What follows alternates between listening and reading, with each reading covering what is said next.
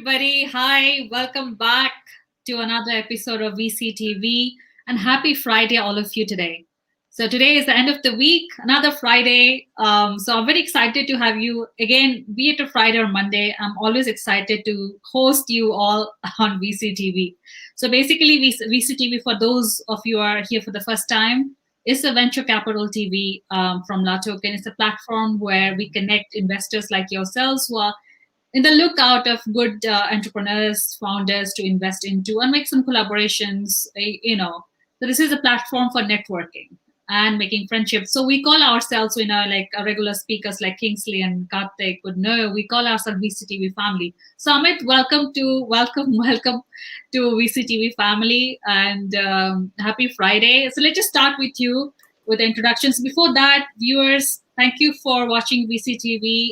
Myself, Sunny Mohanty, I'm the regional director of LATOKEN based in Singapore, and I host VCTV every day. So yes, that's about me and that's about VCTV. We'd like to know a quick round of introductions. Let's have a quick round of introductions about speakers. Let's start with Amit, who just joined us for the very first time. Hi, Amit. Welcome to VCTV. Our viewers and other speakers, Karthik and Kingsley, would like to know a little bit more about you, like your investments, where you're based, what funds you own, and everything else. Thank you. Thank you, Sonny, and I'm glad to be on this platform with you, and I think it's a brilliant initiative. So just a quick round of introduction to myself. I actually, originally I'm from India, but I hail from New Zealand. I've spent about 17 years in New Zealand and Australia.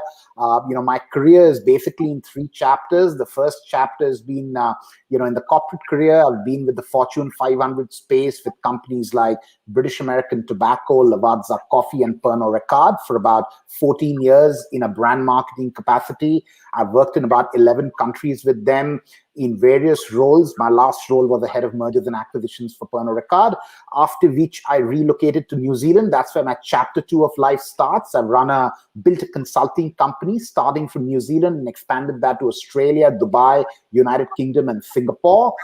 Built a team of about 100 people doing so. Previously to starting my consulting company and ending my CPG experience, for a short while, I did work for the Boston Consulting Group, where I picked up a lot of nuances in terms of top-line consulting.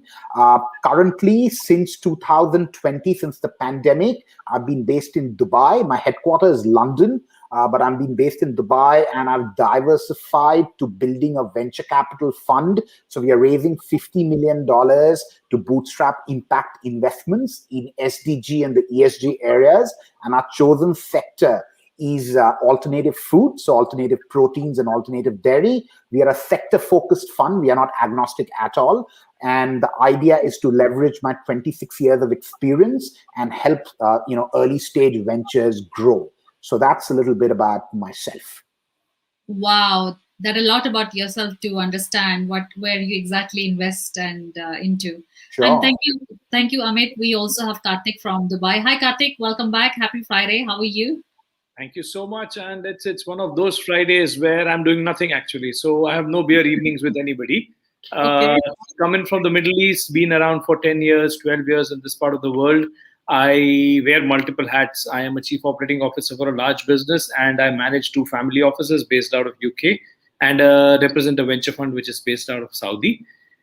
I've been investing heavily in the edutech space, health tech space, a little bit into fintech and e-commerce, and very, very strong into analytics space. Over the last it's actually the 103rd episode with VCTV, and this evening is going to be the 104th episode. It's been a pleasure being with all of you for the last 1 year. Thank you so much. Thank you, Karthik, and I really appreciate your sort of support you've given to VCTV, and always been the first one to be on the show. Thank you so much, Karthik, and we've come a long way. So thank you. Last but not least, again, we have another family member here, Kingsley. Welcome back. Thank you very much, Sonny. Happy weekend. It's Friday evening in Tokyo. Yes. I'm a African boy from a small village, but I live in Tokyo, a big city right now. But I think to keep everything simple, as Gary would say, right? So I miss Gary anyway. I'm a versatile serial entrepreneur. I'm an investor. I invest into traditional finance, blockchain, fintech. Right now, focusing on health tech, environmental tech, which I've been doing for the past 10, 15 years, actually, not just starting. It's been around for a long time. I also invest in pharmaceuticals. I have a pharmaceutical company of my own that we work on. And startup is something that I'm really interested in because a lot of opportunities come up with the younger generation, with the invention of smartphone, faster internet. You have edutech, you have head tech, you have every tech out there that you can actually help people to grow. So that is the what LATOKEN is doing, is to actually reach out to people who cannot actually get funding to get funding. So we are all doing this to make them to make the world a better place. Thank you. Absolutely, absolutely. We are doing this to make the world a better place. And thank you so much, Kingsley. Again, a core member of the VCTV family who never misses the shows and always there to support VCTV. And happy Friday, all of you. So today is a Friday. I think in Dubai, you all obviously it's a weekend already in Dubai, and we are in Singapore. I'm in Singapore. We're heading towards the weekend. This is almost the end of the day. And Kingsley, same to you, I guess, end of the day. So, so let's not make it sound very serious for the audience today, the viewers today. So we're going to talk about impact investments, right? Today we're going to talk about impact investments. So just let's start with the definition of impact investments, because obviously, Amit, I've seen your portfolio, seen your profile and your portfolio companies that you're looking to invest into. So let's start with defining what is impact investing, because you've been in the space for quite a long time. And I think your specialty is only that sector, if I understand. So Amit, let's start with you. What's impact investing really means? I think it means different thing to different people, to be honest. I mean, there's no clear definition of that, but the way I can only tell you how I transpire impact investment. So it's obviously trying to, as the word says, trying to make a positive impact on multiple fronts, whether it's on the environment, social, or the governance point, in how we see ventures beyond profit maximization and shareholders' wealth. So for us in particular, because we are a food-based fund into alternative proteins and dairy, we are trying to impact three large categories. The first category being climate change. So we are trying to fight fiercely and contribute towards the fight for reducing greenhouse gas emissions. And the way we are doing that is trying to kind of invest in ventures that help us take livestock out of the food chain that's kind of responsible for majority of your greenhouse gas emissions. And something that stems from that is the fight to support the fight against animal cruelty. That's also a huge agenda on our platform. In terms of a social cause, what we are trying to drive with our ventures, look, I think there's a lot of injustice done to women entrepreneurs and participation of women stakeholders. I mean, the research says that. It's absolutely pathetic, the kind of funding women are getting, even in the pandemic. We want to change that landscape from our small way. I mean, by no means I'm trying to say that I'm trying to change the world, but we are trying to do our own tad bit. So bootstrapping women businesses, women entrepreneurs, and women stakeholders is a huge agenda for a fund. And there's a small personal story involved there as well. Nothing extreme, but I'm a single parent child raised by my aunt and my grandmother and my mother. So I have huge respect for women, and I'd like to believe that I've grown up to be a fine man. And I think I've seen what women can do. And the third agenda that we are trying to kind of impact on the environment side as well is food security. So we are looking at the supply chain both from an ethical perspective and a sustainable perspective in terms of sourcing the raw materials, the food production and processing, in terms of packaging as well as distribution. So the entire these three areas is what we call impact, and we are trying to do our own bit in each of those areas to drive more sustainable environment and leave a better planet for our children. So I think, Amit, you've shared a bit of personal story as well there. And I think, is it because of your personal journey, you decided to invest into, you decided to invest into women-led enterprises, or was it that reason behind your? There are two reasons, Sonny. I mean, the first reason obviously stems from the fact that I was raised by women. Women have a huge contribution in my life. And the second aspect being that I've been in New Zealand for 16 years. And it's one of those very rare countries, along with Scandinavia, that kind of stands on gender equality and women empowerment right at the top. I mean, we've got 51% women participation in corporate houses, in the government, and in leadership positions.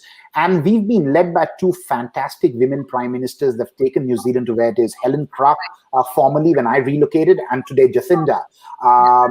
So I think I personally have seen what a women-led enterprise and country can really achieve. And I'm absolutely gobsmacked, and I admire that. So for me, I'm all about bootstrapping women. Oh, fantastic. Thank you. Thank you for sharing your personal journey as well as, supporting women entrepreneurs. I think we need more people like that. Karthik, what's impact investing as for you? So let me just first get myself organized, because I was listening to Amit's story and I definitely am inspired by the way he put his thoughts together. So yeah, great stuff, man. In terms of impact investment, we look at it very differently, considering the fact that I represent family offices. Family offices are not primarily wealth multipliers and valuation gobblers. They primarily are about creating lasting impact in the business and growing businesses, standing by businesses and growing businesses from an economic standpoint or from an enterprise value standpoint, which is what goes well with our idea of impact investment. So we've seen impact investment primarily Middle East in terms of democratization of education, considering taking edutech into Africa. And that brings me to my $2 investment into the edutech company, which has now almost reached 1.2 million subscribers at $2 an hour. We've just about gone into investing into a desalination technology, which desalines almost 2.7 ton water every hour, and is made available to people at almost less than around 70 fills a liter. Now that's the kind of technology investments that we are working on. We are working on with a Greenpeace project initiative on clearing oil spills from the ocean, because that is the kind of issues that we see primarily coming in through Middle East. So for us, impact investment is investment which not only brings dollars to the table to us, but also creates a very strong cause and democratizes reach, technology, availability, and affordability of any new initiative.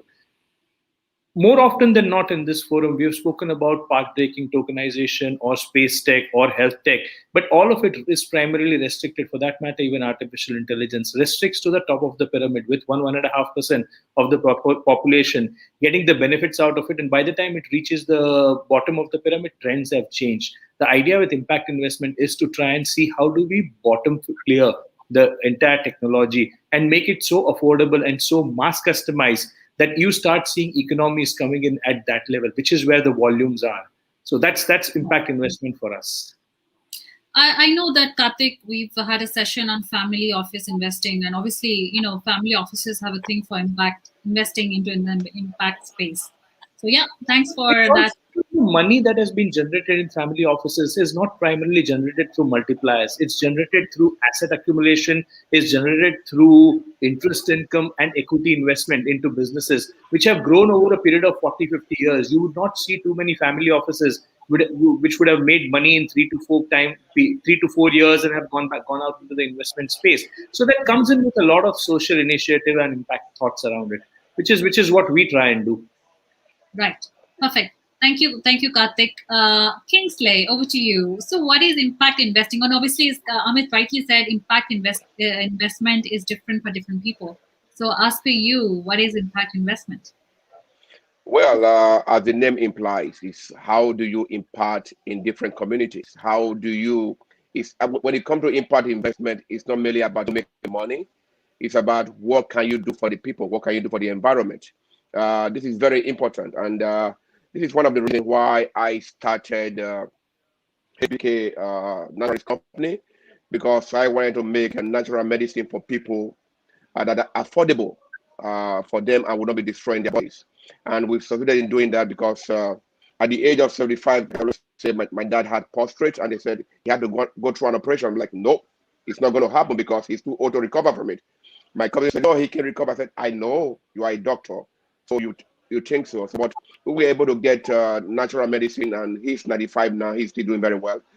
He doesn't have prostate all those years. My grandmother is also a factor.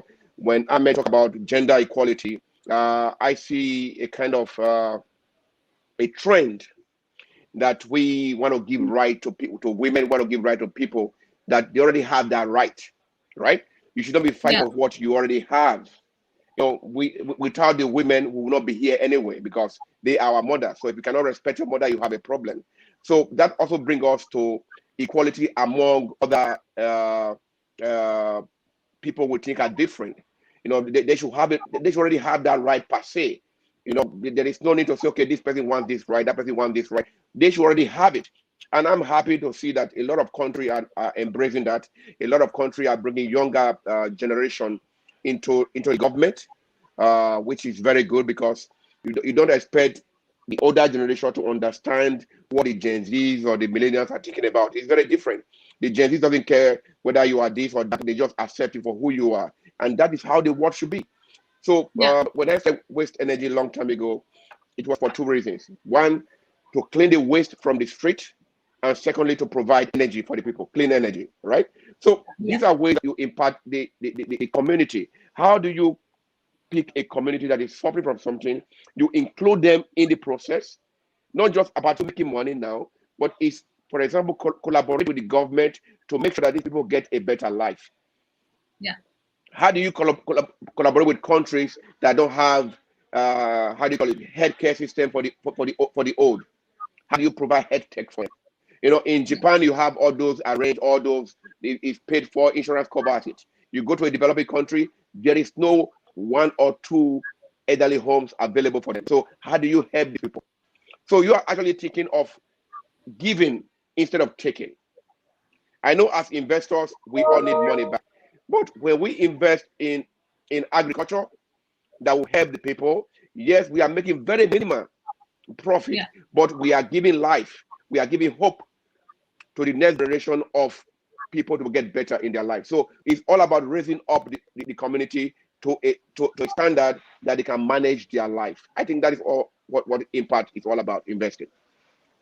Yes, thank you so much. And obviously, we got a very wider perspective from all of you today, like what impact investment is. But I also have to add something because I think you also mentioned climate change.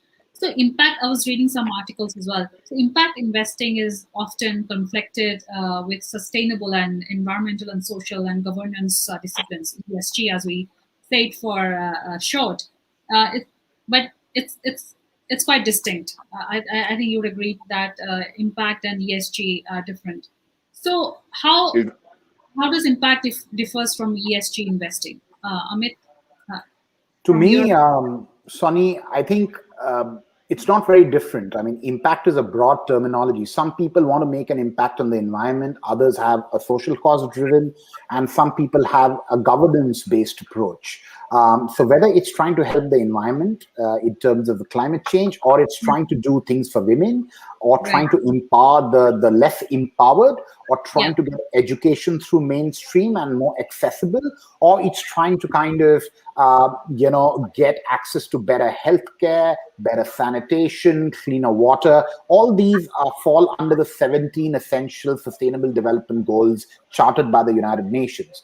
So any area that you kind of decide to address and drive through your venture or ventures, kind of you're making an impact. The way we see it is ESGs and SDGs are a great measurement mechanism to define the impact that you're trying to make and to qualify and quantify that impact. That's how we see it. Great point. Thank you, Amit. Karthik, how do you see it? So I would agree with Amit. I think impact investment is a larger universal set, and sustainability / environment friendly investments is a subset of it. Impact investment would go all the way from technology to health to education to even cybersecurity to even artificial intelligence in today's world, where supply chain with blockchain and artificial intelligence created a very strong funnel for vaccines to reach 2.7 billion people in a matter of 6 months. So I would define impact investment as a larger universal set, and everything else that goes towards either building strong governance, strong public-private participation, strong social impact, strong ecological impact, and empowering others would be a part of it. That's how I would look at it. Right. Thank you so much. So again, Kingsley, your insights, please. How does impact differs from ESG, if at all it differs? Yeah. Both of them are very correct. It's all about how do you educate some people to understand, okay, if it's environmental factor, if it is agri factor, if it is cleaning the street factor, if it is providing healthcare services for those who don't have it. It's all about, it's regional. What applies to Japan does not apply to New Zealand. What applies to New Zealand does not apply to India or to Africa. So if we, for example, want to clean the Amazon of all the debris there, we are imparting on that area. If we want to provide energy for those in Africa that don't have energy, you are imparting that area. If you want to give power that to those that don't have power, like empowering women to get better life, to get better healthcare, you are also empowering people. You go to old people and say, okay, you want to provide this for them to make their life better. It depends on the country. What do they have? What infrastructure do they have in place? Now, you talk about, okay, the earth itself. There are people who are fighting every day, who are imparting on that area to make sure that we have the next generation of less ill people who are less sick than we are right now. It's all about, it's what we have created. We have managed to make the earth a very dirty environment. Look at what is happening in China yesterday. You can see that everywhere is cloud, the yellow cloud. So how do we get rid of this? How do we make sure that it doesn't go to Japan or go to it's wind? So it moves around. So if we want to solve that problem, we have to start by country and say, okay, this country, the fossil is too much, please reduce it. The coal is too much, please reduce it. The garbage is too much, let's clear the garbage for them. They don't have toilet and bathroom, let's build for them. So it's a very wide area of investment that can be done, but collaboration with the government and looking at what is on ground is very important for you to actually put your money into it. If you are living in a country like Dubai, it's already clean. You don't waste energy right there. You need something else. If you are living in New Zealand, you need something else. If you are in Japan, you almost have everything. Then what do you do? Okay, let's look into the nuclear and make it not nuclear. So we are all looking into areas where we can make the lives of ourselves and our children and other generations better in the future. I think, very good point as well. Depends on where you are. It also has a difference in the definition itself.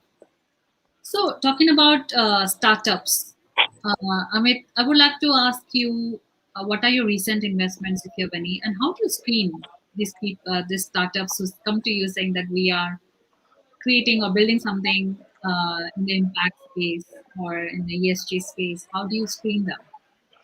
Well, to answer that question, Sonny, we typically don't invest in startups. So we invest in early stage companies that have gone past the market viable or minimum viable product or whatever you want to kind of say, and build a little bit of following for their product. We are necessarily not an incubator or an accelerator. We come in to bootstrap and scale companies. That's what we've done for 14 years in our consulting business, and we continue to do so because that's where the expertise lie in.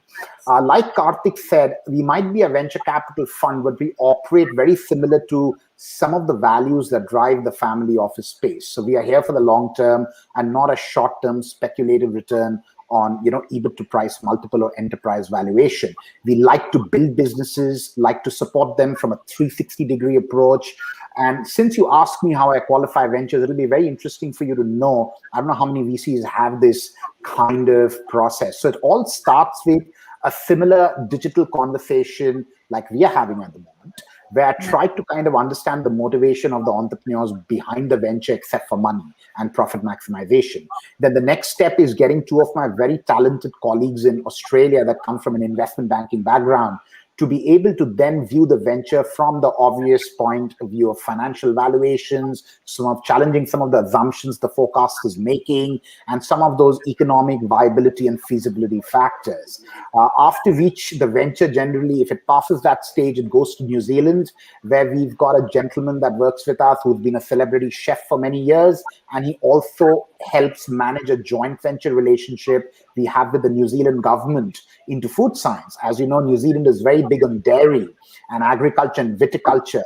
So they've got a lot of expertise in that area. So we kind of view the venture from a food science perspective, that how does the technology that's used to develop that product stack up from an IP perspective, from a protein perspective, from a clean label perspective, from a packaging perspective.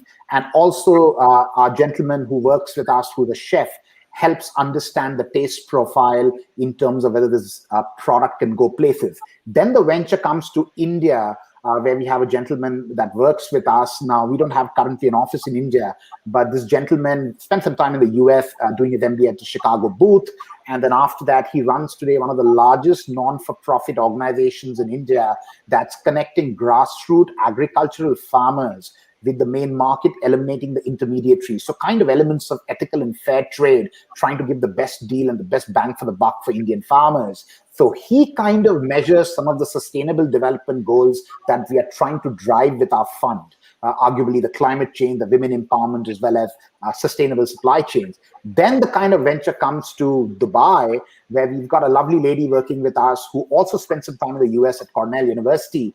And she's been in the hospitality trade for 30 years, on the board of Shangri-La, Carlson Hospitality Group. She's, drives the Europe, Middle East, and Africa business for Kony. She services 25 European Union governments. So she looks after the ventures from purely a women empowerment perspective in how would these women-led businesses drive and pave their path in a very man's-dominated kind of environment, and also helps assess European Union as a potential expansion route for the venture. And then finally, after everybody's kind of looked at their point of views in areas of their expertise, it comes to me. And then I put my CPG and my consulting hat on and view the venture with everybody else's advice before it goes to the investment committee and the board for a final approval. So that's literally my process of evaluating ventures from all different sorts. And if we do decide to go with a venture and hold their hand, then this is exactly the support system that we give them. So, for example,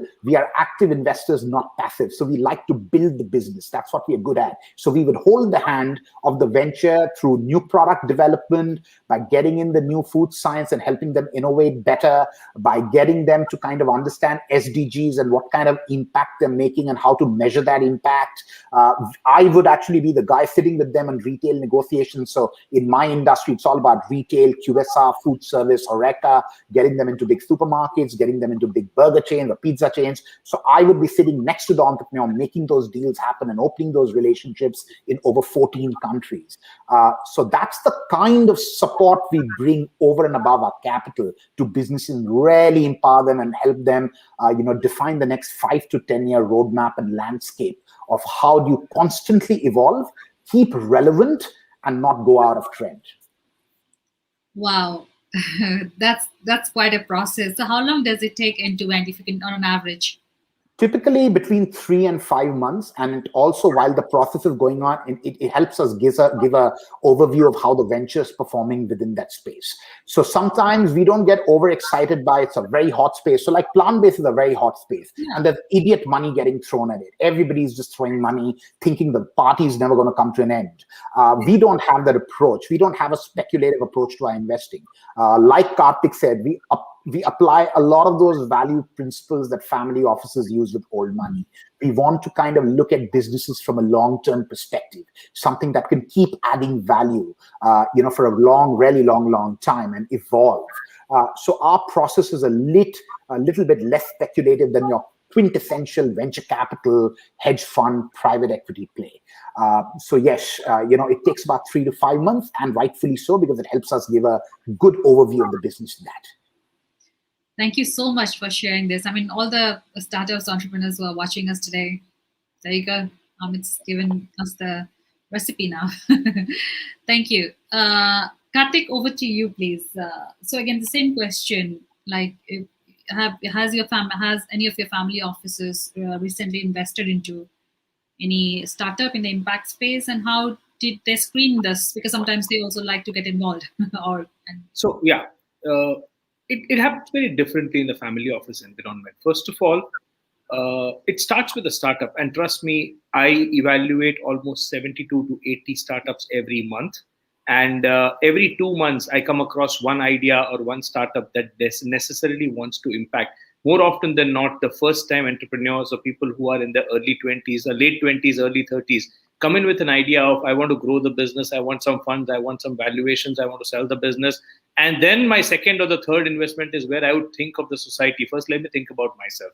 That's where the buck stops with a lot of investment ideas. Most of them in the e-space come in with that they are tech leads and they want to set up their own e-commerce businesses or their AI business, so they want funds. However, in our business or through the family office, it works very differently. We have got corporate connections and we have got government to government tie-ups. So for example, we work with 12 different governments in 12 different geographies. Each government has certain sustainability goals, social impact goals. So we partner them. And in those geographies, when we get investment opportunities, we we do a three-way association, the government, us, and the startup. The startup becomes the execution entity. We put in the funds, and government clears the roadway in terms of taxation, SOPs, in terms of infrastructure, in terms of availability of resources, because it's all three that's going to go towards. For example, in one of the African nations today, healthcare is something that we are building. So we've got 2 cyber tech companies which are building cyber gateways for health.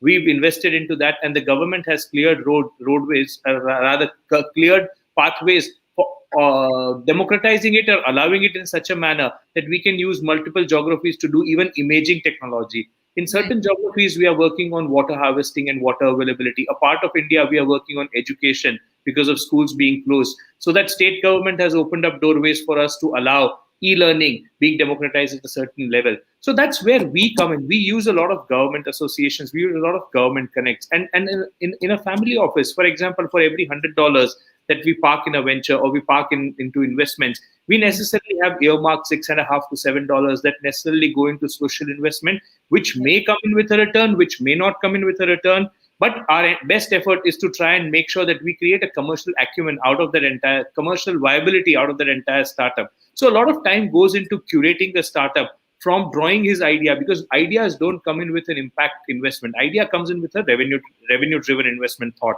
Then it is up to us to see where do I marry this revenue-driving idea into a geography where I require impact investment to be done, and I channelize both of them together. So, for example, a cyber school idea or an e-learning, e-tutoring idea, which came in from Pakistan, was primarily with an initiative to make around 2.5-3 million in 2 years. What we did is we caught that idea, we curated it, we funded it, and we have taken it to 7 African countries today and India, and we've got 1.5 million students who've already enrolled with us. So the guy is happy with his investments, we are happy with the social impact, and the government is happy because education's been made available to them.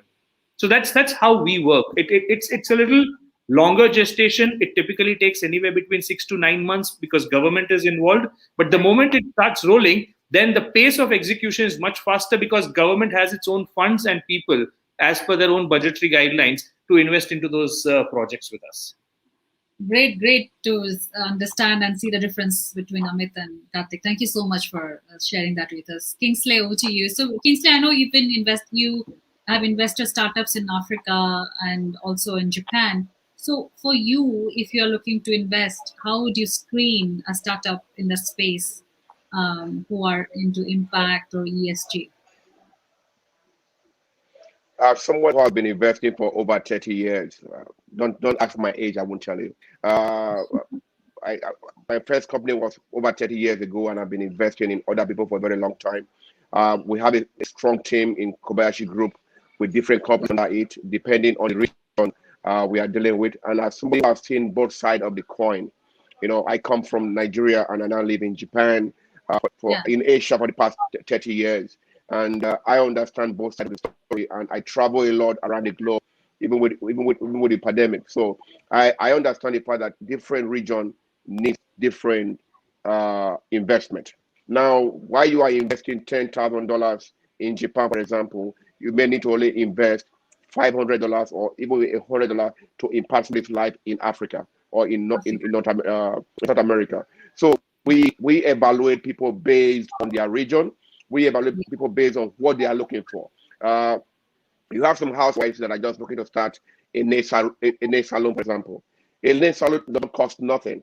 So I'm not going to take time to start going into details. This is, okay, you want this? Okay, this is your plan. Okay, I'll look into your evaluation. How do you pay back and like that? So it is very easy to impart people in developing countries because they don't need much money.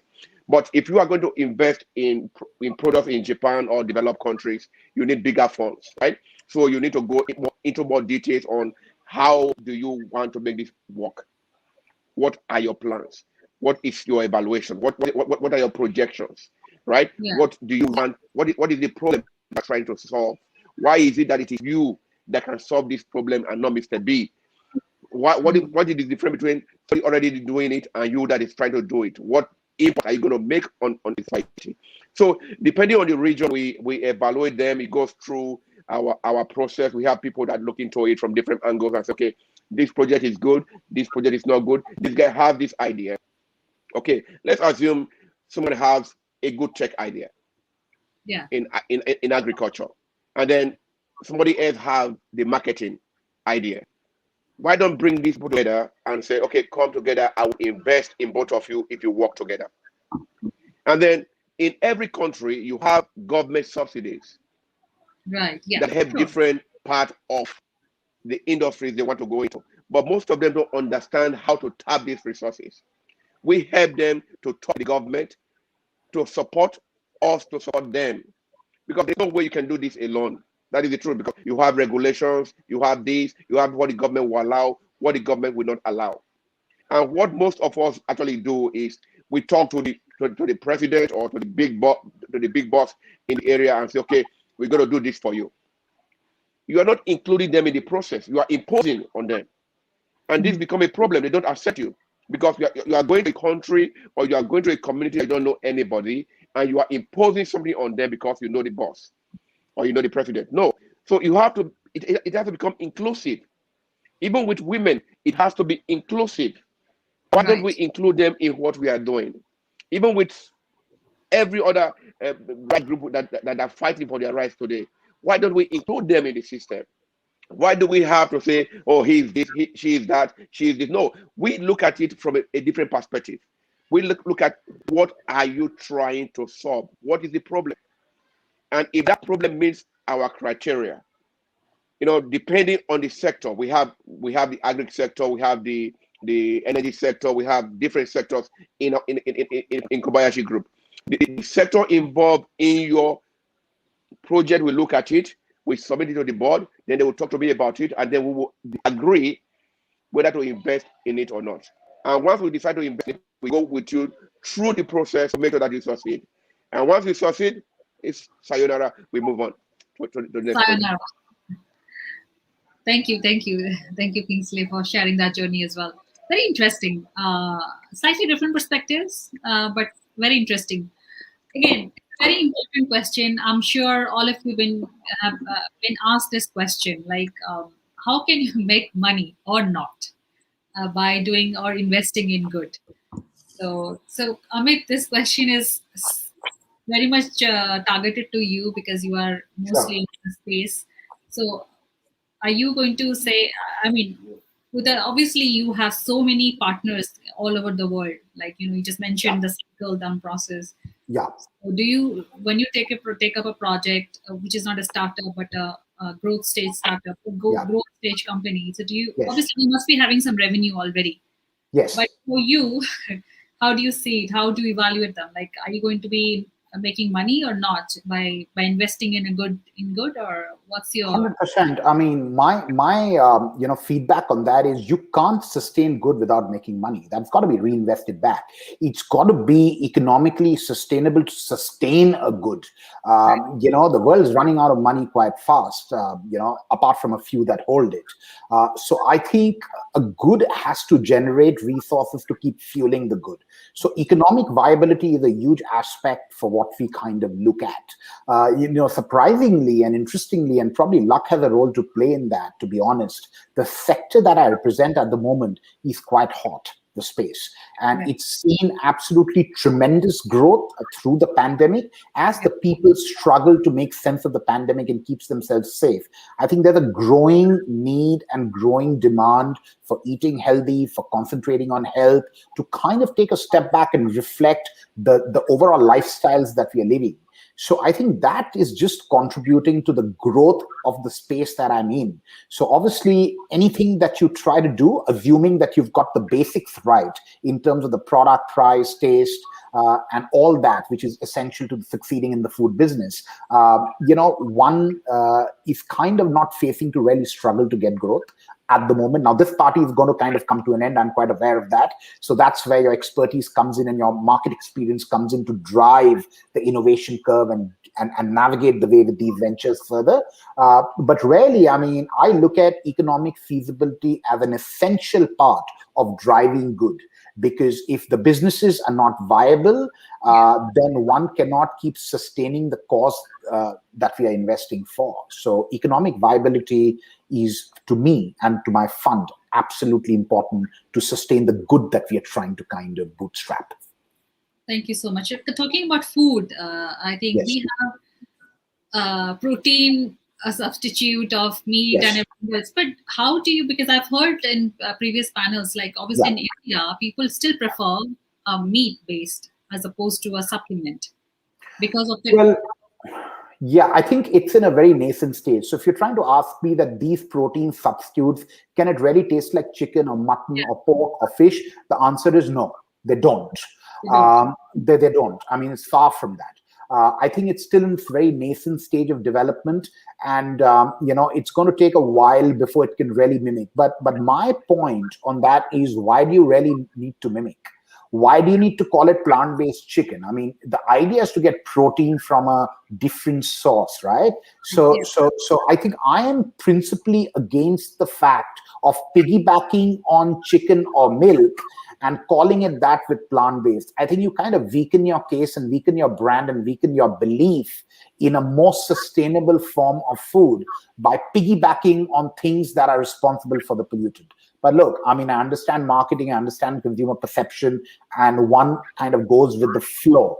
However, I mean, in terms of India versus the world, that's what I say, that, a lot of people are excited about the plant-based revolution in India. I personally don't feel that it's going to be a big revolution. India is predominantly a vegetarian country. We've been for thousands of years in our ecosystem. Until the modern days, India's cows and the way we processed and produced dairy was very different from the West. Things like ghee and clarified butter is a superfood, and areas like that. So I think necessarily from an Indian population context, dairy, which is very vital to a vegetarian, is an integral part of our culture, our religion, our way of life. And it's kind of embedded in our DNA, and something that is so embedded in our DNA is very difficult to extract. Whereas the West is completely different. I mean, their food is predominantly dominated by animal protein, with just mashed potatoes and few veggies thrown in. So the transition is far more drastic. The effect is far more drastic. Look, Sonny, I think, I can take the liberty of speaking for myself, yourself, and probably Karthik out here. There is nothing not plant-based about roti, sabzi, dal, and most of the cuisines we eat. If you subtract the animal protein and the yogurt and the milk element and the paneer, I think our food is to a very, very large extent plant-based. So to answer your question, we will see some uprising in India because of the younger generation following what's happening in the world and the new trends. But from a very drastic impact perspective, I don't think that you're going to see that impact, what you're seeing in Germany or the United States or the UK or Australia or New Zealand or the greater part of the European Union in India. Obviously, we all know the population of India, and even a small percentage multiplied by that population probably translates into population of many countries. So if you take it from a volume perspective, probably you'll sell more than you sell in Germany. But from a mass market perspective, when you take a step back and look at India, I don't think that revolution is going to be that drastic, to be honest. So currently, my personal view on plant-based dairy and plant-based protein, that at least I will not kind of like to eat at least 90% of those products out there, because I don't think that they have done or crossed that innovation roadmap to kind of crack the taste, crack the texture, and crack the consistency. But 10% of those ventures are very close to doing that. So there's a lot of room for innovation, research, development, and it's going to evolve over the next 5 to 10 years. I totally agree with you. I'm never fond of those mimics. Don't like it. Look, by the way, I've been a vegan for about 7 years myself, and I've not kind of resorted to the alternatives that get there. I think there's enough food in our Indian cuisine that allows you to be vegan quite successfully. Now I'm hungry. After listening to paneer and what not. Thank you so much, Amit. Karthik, the question, sorry, before we just all start to become hungry because, how can you make money or not by doing or investing in good? Is it your motto? Is it your goal? Sometimes not to make money, just do good or no? So there are two thoughts to it. From a startup's point of view, or from an enterprise's point of view, and from a family office or from my chair, there are two different perspectives. A startup will not survive, and I will not keep funding him if he doesn't make money. So if he doesn't give me a multiplier of 5x, 6x, I'm happy. But if he survives and he continues to feed his own operations, for me, it's a trade-off, because there'll be certain ventures which would give me 17, 18x in 3 years, and I would exit those ventures and I would have the money, which would help me balance out my portfolio. But then what I've noticed in last 8, 9 years or 10 years, Sony, is every business which is executed with finesse and with a degree of earnesty necessarily generates money. And the only difference is that impact investments take a little longer time, because the gestation period and the bottom feeding is so strong that the valuations or its impact to be felt in the society itself takes a very long time, because it is not a flamboyant investment that's going to go through the charts or the bourses or would have VCs making beeline for it, unless it's a technological innovation or a breakthrough. So by the time it brings in a very strong mass appeal, it is a 5 to 6 year gestation. But what it also opens up is, it opens up a lot of government to government partnerships. It opens up a lot of corporate inclusiveness in a particular geography. It builds very strong brand, because you're bottom feeding the entire pyramid. And hence, any growth that comes on top of it comes in with a very strong multiplier. For example, the cyber education, or for cyber clinic, or the water harvesting project that we've invested. Water harvesting project is a 6-year project. In the first 4 years, nobody paid initiatives and nobody paid attention to the business. In the 6th year now, 9 state governments have sponsored and have started funding from the government funding that was available to them, which necessarily created licensing opportunities and franchisee opportunities for us. So what became a pilot has now been franchised to 9 states. We've already extracted our investment into a 4x multiple and are sitting happy with it. So the business necessarily grows. No business runs with a motive of not making money. It's about how much, what time, and when do you see your money coming through. Right. So yes, we've got two. Yes. Thank you so much, Karthik, again for sharing that. You have to be realistic as well as an investor, even though you're investing into impact for good. Kingsley, what's your thoughts? Is it the same aligned with Amit and Karthik? It's very simple. The aim of investing is to make money. Do not misunderstand investing and charity. Yeah. There's a big difference between investing and charity. I support a lot of charity. I support charity with kids kids with cancer, breast cancer awareness, mentally disabled children. But you are only able to do this because you are successful. Right. Yeah. So if you are investing and you are making money, you can now decide to help other people. You cannot make somebody stand when you are not standing. And what we must understand, let me use the illustration back to agriculture. There is nobody that will weed around a tree that does not produce. If you have a mango tree that does not produce, will you go get grass around it every day? No, you will not. So if I'm investing in your company, I want to make money. So by the time you are making this money, your company is now making money, and you have enough money, you can decide to set aside part of what you are making to help the community, or to help the poorer people, or to help a certain project. But do not misunderstand investment and charity together. A lot of people say, "Oh, give me 500,000." Why would I give you 500,000? You don't have a business plan. You don't have nothing. I just give. That is not charitable. That's the way for me to invest money. So if you have a business plan that you want to work out, then you start making the money, and then you want to give charity to others. Yes, I understand that. I am doing, I help with a lot of different charities. But at the same time, I need to make money to be able to help that charity. You know, it's like somebody writing me, oh, I want a charity. Can you give me money to start a website? If you cannot have a website, then you are not capable of having a charity organization. Right? So there are factors we have to figure in here. So if I am investing, I want to make money. If I am doing charity, that's a different ballgame. It's very different. You know, the aim is to make money, yes, but even if you don't make too much, make what you have invested back, make a little bit, and invest the rest into charity. Thank you. Thank you. Very clear. All three of you. Thank you so much for making it very clear, not only for the investors, but also for the entrepreneurs. It's very important to understand that investors are here to make money, even though it's investing in good. Everybody is here to make money. Even the entrepreneurs are here to make money. The entrepreneurs are not here to just meet me and talk to me and feel happy with me. They want to take my money and then make more money out of it. I can tell you some of those so interesting conversations, like Kingsley says, that give me money without giving me a reason. I have those conversations every day, and I honestly want to record them and display them on YouTube. You know, as like that American Idol show where some of these contestants are hilarious. I mean, they literally get offended and ask you, why won't you fund me? I mean, what's the reason? You know, I believe that I can be the next they get angry. They get angry, and I'm sitting and saying that, hey, hang on, like, you know, everybody wants to be a $1 billion venture. Just because you think you can be Google doesn't mean that you are Google. You got to give me enough reasons. They get angry if you ask them for reasons. These are what we call as Thursday afternoon nutcases. Thursday afternoon from 2 to 6 in the evening, I only meet people who necessarily need to entertain me. Yeah, kind of like that. So today is not the day. Today is Friday. Yeah, that's my Thursday roast. Thursday. Okay, good. I really like the way Kingsley said, give me 500K, as if it's $5.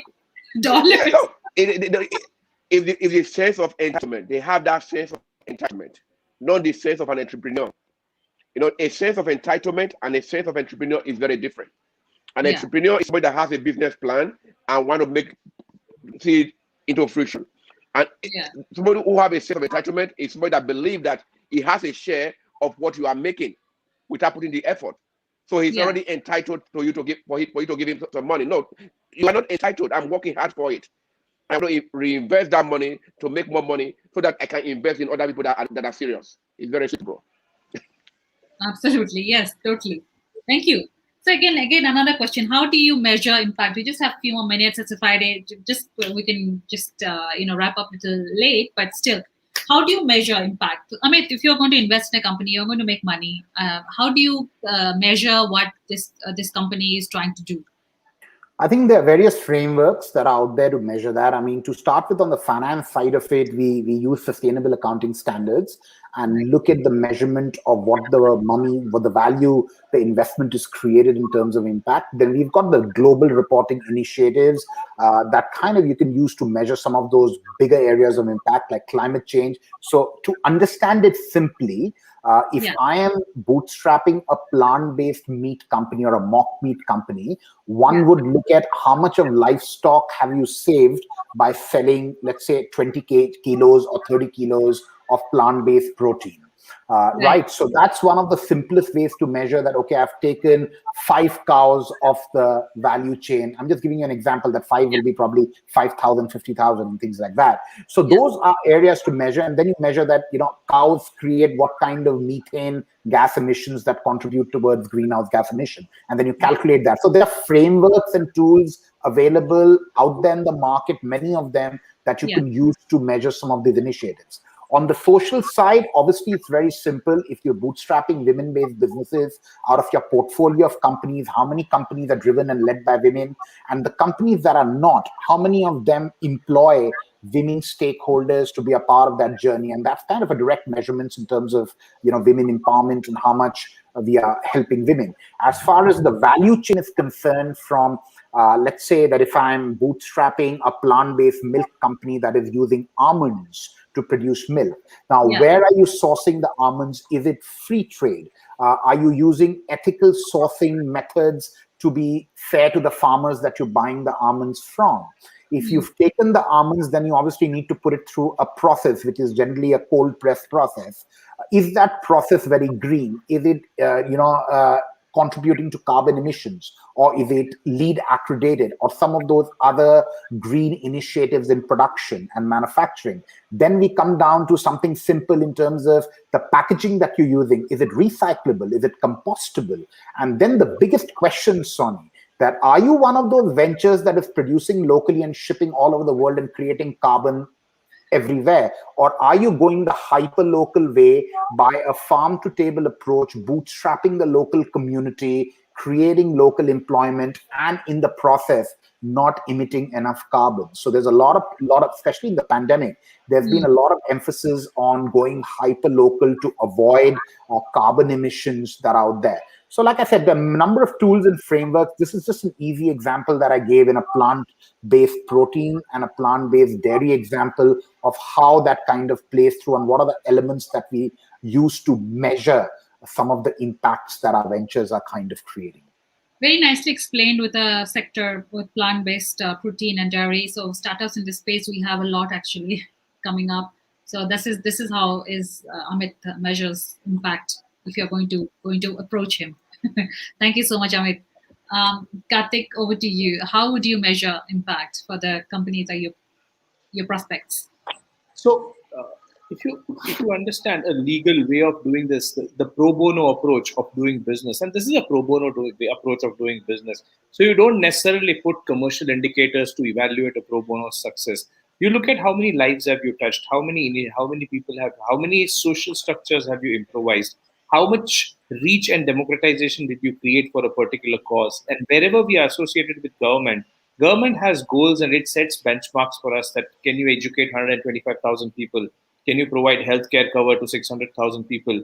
Can you provide drinking water to 500,000 families in this part of the world? Now, our end goal is not to have a startup, only one startup do that. It's the end goal as a family offices to see, can we educate 125,000 people? Now, if we can educate 125,000 people, how many startups, what geographies, what reach, what money, what multiplier, and what do we get out of it in a 5-year, 10-year, 15-year period is the way we approach it. So it necessarily doesn't mean that only one startup needs to do it. There will be one startup which would create a platform, one startup would create content, one startup would have ground force available to democratize education. So it's a slightly larger and a slightly macro initiative to understand the impact of impact investments. From a task-based impact investment, which is a desalination or a clean ocean initiative that we are working on, it's about how many square feet could each startup clear up or what kind of tonnage of water could each startup build. But then those are not necessarily impact social, those are impact commercial,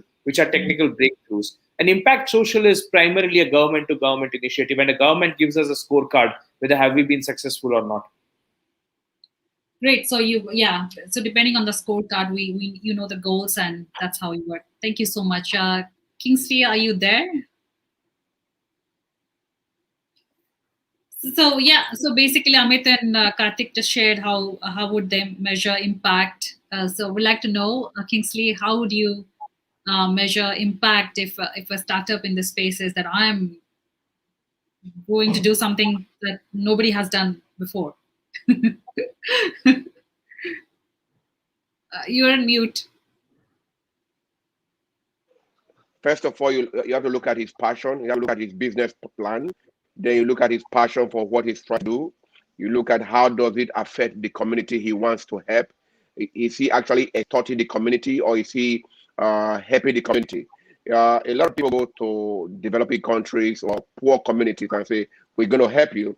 And instead of actually helping them, they are sucking them or extorting them of the little they have. And then they export everything out of place, like Ahmed said. So are you creating an ecosystem that will help the community? You know, you have those that does the farming, you have those that buy the farm products, you have those that change the farm products. Let's say corn, for example. You are helping people to produce corn. Okay, who buys the corn? Who turns the corn into custard or any other, or pap or whatever you can turn it to, right? Or cornflakes. So it has to be a complete ecosystem. So does this person have that complete ecosystem? Does he have a supply chain as not just the production line? So you have to look at the whole ecosystem to make sure that he's going to be profitable. And when you realize that it has only one part of it, you have to marry it with another company that have the other components to make it work. So we as investors have to be able to bring 1, 2, 3 startups together and make it one mega startup that will succeed. Because no one person can solve all the problems. You need 2, 3, 4 brains that are good to say, okay, this ecosystem is complete. And once it's complete, that's why we have 5 senses, right? Some people don't even know why we change, right? We change because we have the complete 5 senses. When you take it, you can feel it, you can smell it, you can taste it, you can touch it, you cannot hear it. So you take the glass, you can hear it, and you drink it. So people just say, oh, it's for your head, it's for this. But the alchemist who actually make the alcohol had to complete the 5 senses. So the ecosystem from drilling, if it's oil, right from drilling to refinery, to the product, to the byproduct, to the waste, how is it used? You have to be able to explain everything to me, and then let me know that you are not putting the waste into the water and thereby destroying the fish and the ocean ecosystem. So there's a lot of things that goes into investing in the company, not just the business plan itself. So it's all about marrying projects together, I think. Yeah, I really love that. It's about marrying startups, getting married to each other. Thank you so much for that. So we come to the end of the show today. I would like to take some closing remarks from our speakers today, and I would like to know how they're going to spend their weekend. Are they going to bring in do something to create impact on the site as well, or I just want to know. So let's start with Amit. Amit, so this was the first time on VCTV. I would like to take some sort of feedback from you, and what are you going to do over the weekend? Well, I mean, essentially over the weekend is much deserved family time. So I would probably plan to spend it with my better half and kind of catch up. Generally, because I work with different time zones, I don't have the luxury of taking a Friday off, even though in the Middle East it's the weekend, because Australia, New Zealand, all the other places that I have offices in are kind of fully operating. So I get about a 1 day a week, and I generally like to start with the concept of charity starts at home, if you want to keep a home that way. So I'd like to spend my Saturday with my much deserved better half, and kind of then get prepared for the week to come on Sunday. Perfect. Thank you so much. That's a must for sure. If you're working on a Friday, which is not a work day in Dubai. Thank you so much. Then let's move to Karthik. Karthik, so your closing remarks and how's your weekend looking like? I mean, you already obviously in weekend, but you love VCTV.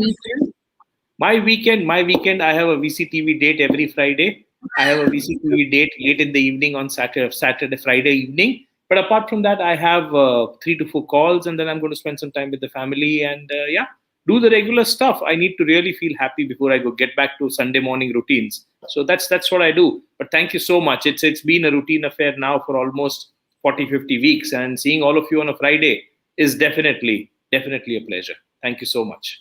Thank you so much, Karthik. And again, it's about family as well. Weekend is all about family. Again, Kingsley, I've seen your Facebook photos. I know the answer already, but still I'd like to know, what's your feedback about VCTV and what's your weekend looking like? VCTV being part of the family, I'm with them right now.